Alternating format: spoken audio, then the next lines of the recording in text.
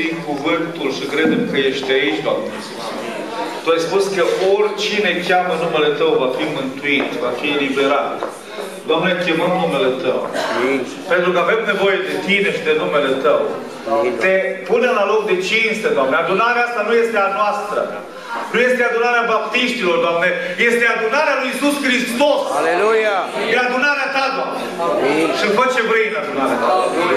Cercetează, vorbește, mustră, Doamne Iisuse. Te rugăm să ții locul de cinste. E plină de oameni care au nevoie de Tine, Doamne. Nu ne lăsa lipsiți de prezența Ta, Dumnezeu, Doamne.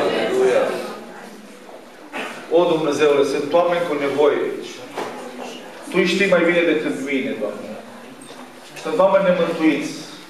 Te rog să-i cercetezi. Amin, Doamne. Sunt oameni deznădăjduiți, Doamne. Sunt oameni necăjiți, Doamne.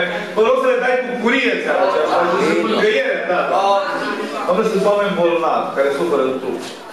Pune mâna Ta peste ea. Și toate. Fă-ți numele de slavă în casa Ta. Și noi Te vom lăuda, Te vom onora, Te vom binecuvânta, pentru că Ta este slava, cinstea și gloria în veci. Amin. Amin. Iisus Hristos este Domnul. Amin. Iisus Hristos este Domnul. Amin.